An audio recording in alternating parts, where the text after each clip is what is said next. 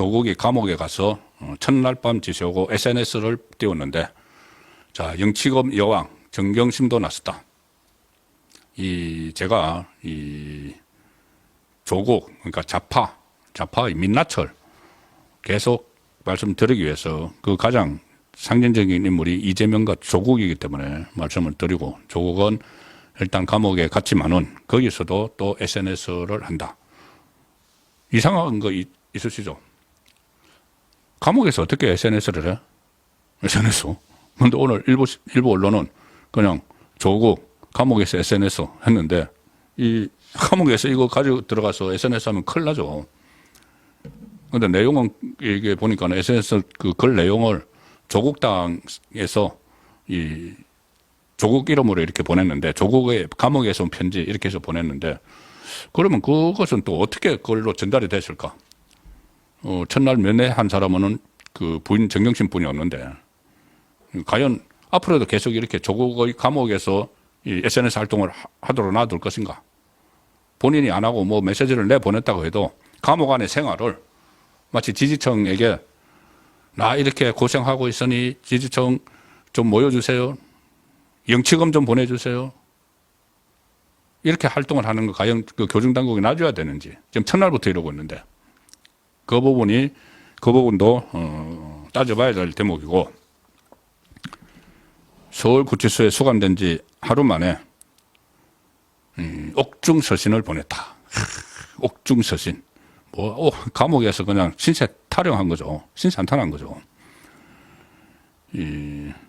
조국당이 SNS를 통해서 조국의 메시지를 공개를 했는데, 구치소에 수감된 뒤 처음 전한 근황이다. 조국은 말씀드리지 않겠습니다. 일단 타령을 했습니다. 담요 위에 잠자리라서 침대 생활만 하다가 담요 위에 잠자리라서 어깨와 등이 베기고, 자, 외풍이 들어와 이불을 머리 위로 덮어쓰고 자야 했지만 첫날 밤 많이 잤다. 고시원 1인실 같은 독방에 있지만 제자리 뛰기와 스쿼트로 몸을 푼다. 성찰을 안 하네요. 성찰을 안 하고 그냥 이제 몸 만들기 이런 거 하고 있네요. 이런저런 이야기를 하다가 또 정치 얘기를 합니다. 지지층 들으라고 내란 수계가 어쩌고 이야기하고, 응원봉 어쩌고 이야기하고, 직무가 정지된 윤석열 대통령과 맞서 싸워달라. 감옥 안에서 지금 이런 메시지를 막 내보내고 있는 겁니다. 헌법재판소 결정 2개월 정도 걸릴 것이고 60일 뒤에 대선이다. 쿠데타 일당 어쩌고 하면서 국민의힘은 내란 공범 정당 이제 들어가자마자 이런 메시지를 내보내고, 그걸 또 언론이 또 실어줍니다. 계속 앞으로 소위 말하는 어설프게 옥중 정치 흉내를 낼 것 같은데, 서울구치소에 지금 수감됐다가 안양교도소로 갔다고 합니다. 만기 출소 예정일은 2026년 12월 15일. 멀죠. 2년 후죠. 그런데 거기서 출소하고 나서 5년 동안 출마 못합니다. 그러니까 조국의 정치 생명은 끝났다고 봐야 되는데, 이렇게 지지자들에게 메시지를 보내는 이유가 뭘까? 다른 이유가 있겠지만은, 저는 정경심 씨가 또 SNS에 글을 올렸는데, 이 글을 보고 참 그대로 하는구나 그런 생각이 듭니다. 예상을 벗어나지 않는구나. 조국을 면회 갔다 왔다. 정경심이 SNS에 또 글을 올립니다. 지지자들에게 보내는 SNS죠. 이거 다 읽어드리기보다, 면회를 갔다 왔는데, 당일 가족에게만 허용되는 면회를 위해서 오후까지 기다려 푸른색 제수복에 파랗게 얼어있는 그를 만났다. 그 다음에 뭐라고 썼는지 아십니까? 정경심이. 여기에서까지 저 파란 혁신의 색깔, 제수복, 파란 제수복을 조국이 입고 왔는데, 푸른색 제수복을 조국을 만났는데, 여기에서까지 저 파란 혁신의 색깔, 제수복을 혁신했을까 이야기를 합니다. 자, 그러면서 뭐라고 하느냐. 사과와 귤과 빵과 요구르트, 여느 식당인 더 키오스크로 주문하고 모바일 뱅킹으로 영치금을 이체했다. 영치금을 이체했다. 떠오르는 게 있죠. 영치금 좀 넣어달라 이런 이야기 아닌가요? 조국과 정경심은 조민까지 그 지지자들을 거의 돈벌이의 수단으로도 계속 이용을 해왔습니다. 조민도 SNS 뭐 유튜브 활동을 하면서 무슨 건강식품 팔다가 문제가 된 적도 있었죠. 조국과 정경심도 책 써서 그거 그때 막 팔았고, 조국은 책 써서 계속 투어 다니면서 북콘서트 하면서 계속 돈 벌었죠. 그런데 영치금 이야기 기억나실 겁니다. 그때 정경심이 4년형을 받다가 중간에 뭐 보석으로인가 뭐 그 형제평 정치로인가 풀려났죠.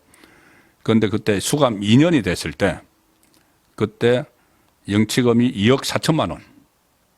영치금이라는 게 이제 교도소에 수감되어 있으면은 이렇게 그 교도소 안에서 쓰라고 돈을 보내주는 건데, 지지자들이 2년 동안 2억 4천만 원을 보냈습니다. 지금 이제 조국 2년 살아야 되죠. 2억 4천만 원 기록 깰까요, 안 깰까요? 글쎄요. 정경심이 지지자 등에게 2년여 동안, 그때 2년을, 지금 오래전 이야기입니다. 2년을 살았을 때 2억 원이 넘는 영치금을 받았는데, 그때 국민의힘 유상범 의원이 법무부에서 제출받은 서울구치소 수용자 보관금, 영치금이죠. 입금 총액 상위 10명, 영치금 탑10, 탑10 이 자료를 받았는데, 그것이 이제 실명은 안 씁니다. 실명을 안 쓰는데, 2021년 1월부터 2년 동안 서울구치소에서 가장 많은 영치금을 받은 수용자는 2억 4,130만 7,027원을 받은 A씨, 영예의 금메달 A씨.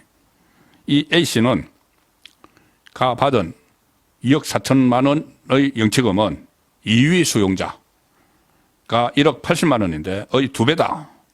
2위의 2배가 되는 금메달, 영치금 금메달. 3위 수용자 7,395만 원의 3배에 달한다. 그런데 나중에 확인된 게 이 A씨는 정경심이다. 정경심이다. 조국 지지자들이 응원한다고 정경심에게 영치금을 보냈다.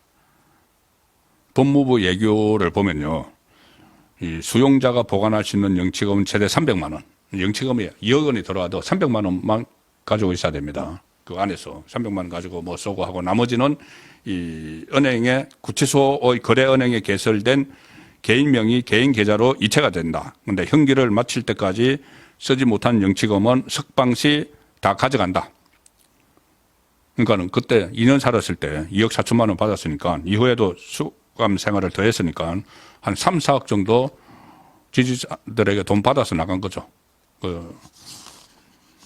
제가 뭐 비하하고 조롱하는 게 아니고, 조금 전에 영치금 이야기가, 정경심 씨가 영치금을 이체를 했다. 조국에게. 이거를 보고 자 시작하자. 혹시 이런 거는 아닌지, 이 SNS에 글을 올렸기 때문에 한번 짚어봤습니다. 이건 중요한 게 아니고, 자, 조국 없는 조국당 어떻게 될 것인가. 조국이 없는 조국당입니다. 일단 이재명이 눈독을 보내고 있습니다. 눈독을 들이고 있습니다. 오늘 이재명이 지금 뭐 조국당 대표 권한 대행을 한다는 김선민을 만났는데 아주 격려를 합니다. 이 데일리한 기사가 참 재밌는데 이렇게 씁니다. 이재명이 김선민 조국당 대표 권한 대행이고 뭐라고 했냐면은, 우리 민주당에 쉽게 하지 못하는 일이 많은데 혁신당이 세빙선으로서 선도적 역할을 잘해줬다고 치하했다. 치하했다. 치하했다는 건 아주 높은 사람이 낮은 사람에게 하는 거죠. 대통령이 불러가지고 어떻게 치하했다. 이재명은 국회에서 김선민을 접견한 자리에서 조아리고 들어오는 거죠. 조국당의 역할을 매우 높이 평가를 하고 기대도 크다. 선도적 역할을 잘해줘서 그 결과로 비록 혼란 중에 있지만 문제 해결의 단초가 열린 것 같다. 이게 무슨 이야기냐면 이재명은 이 사태가 일어나기 전에는 탄핵이란 말을 입밖에 안 냈습니다. 왜냐하면 역풍을 맞을까 봐. 윤석열 대통령을 자리에서 끌어내려야 된다고까지 이야기를 했는데 탄핵이란 말은 입밖에 안 냈죠. 역풍이 무서워서. 그런데 조국은 처음부터 초지일관 탄핵 막 했죠. 자기는 어차피 감옥 갈 거니까는 무조건 뭐 탄핵해서 끌어내려야 된다. 그러니까 그 역할을 세빙선, 이 빙하에 이 얼음을 깨고 나가는 그 세빙선의 비유를 하는 겁니다. 우리 대신 잘해줬어 이거죠. 그러니까 치하하는 거죠. 아, 우리가 못하는 거. 분위기 잡아줘가지고 여기까지 왔어. 앞으로도 서로 역할을 분담하고 협력해서 잘하자. 이렇게 또 치하를 했습니다. 그리고 조국의 빈자리가 큰 것 같아. 호남에서 마음이 아프고 안타깝다는 생각을 버릴 수가 없다. 이재명은 속으로 조국이 사라진 것이 잘 됐다고 생각을 합니다. 왜냐하면 좌파의 주 텃밭은 호남이죠. 그런데 그때 그 4.10 총선에서 정당 투표에서 호남에서 조국당이 이재명의 민주당을 이겨버렸습니다. 그래서 조국에서 몰표를 받아가지고 12석이나 가져갔죠.